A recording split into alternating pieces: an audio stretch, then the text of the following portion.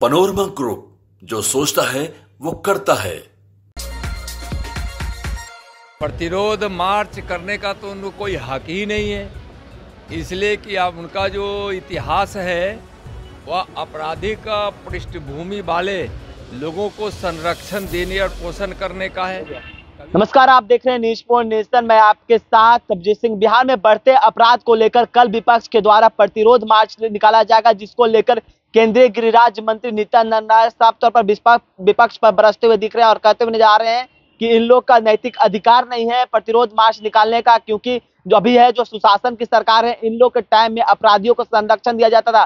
पहले क्या कुछ कर रहे हैं नित्यानंद राय, पहले मार्च करेंगे पूरे बिहार में। प्रतिरोध मार्च करने का तो उनको कोई हक ही नहीं है, इसलिए कि अब उनका जो इतिहास है वह आपराधिक पृष्ठभूमि वाले लोगों को संरक्षण देने और पोषण करने का है। कभी तो अपराधियों को पकड़े नहीं 15 वर्षों में, और अपराधियों को हमेशा संरक्षण ही दिए। आज नीतीश कुमार जी के नेतृत्व में जो एनडीए की सरकार है, घटना घटती है तो अपराधियों को पकड़ती भी है, कोर्ट तक ले जाके उसको सज़ा भी दिलाती है। तो कोई भी घटना घटती है वह दुर्भाग्यपूर्ण होता है, लेकिन उस घटना पर सरकार तत्परता से बिहार की कार्रवाई करती है, यह एक बड़ा विषय है।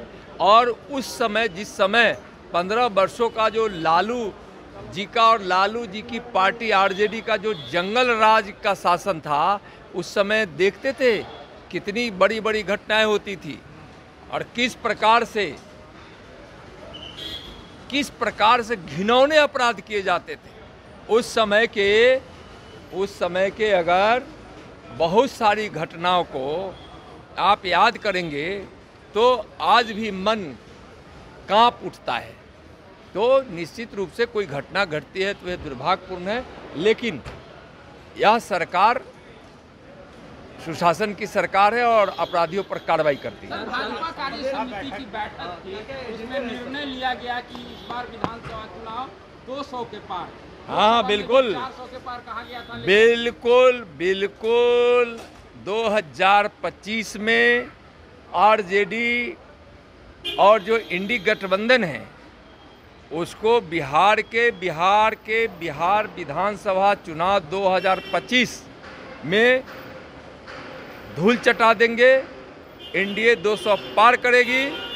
इस बार भी 174 सीट लोकसभा 2024 के चुनाव में एनडीए जीती है और 2025 में 200 पार करेगी। कश्मीर में आतंकवादी। तो आपने सुना केंद्रीय गृह राज्य मंत्री नित्यानंद राय किस तरह से प्रतिरोध मार्च जो विपक्ष निकाल रहे हैं उसको लेकर साफ तौर पर कहते हुए जा रहे हैं कि इन लोग का इतिहास अपने शासनकाल को नहीं जानते हैं। अभी तो अपराधियों को पकड़ा जाता है और उन्हें सजा दिया जाता है, और जिस तरह से कल कार्य समिति की बैठक में 200 पार का नारा दिया गया है बीजेपी के द्वारा, तो उन्होंने साफ तौर पर कहा है कि देखिए 2024 लोकसभा चुनाव में किस तरह से एनडीए का परफॉर्मेंस 174 विधानसभा में रहा है, तो इस बार निश्चित है कि 200 पार है जो एनडीए लाएगा। तमाम खबर न्यूज़ पॉइंट के साथ नमस्कार। पनोरमा ग्रुप, जो सोचता है वो करता है।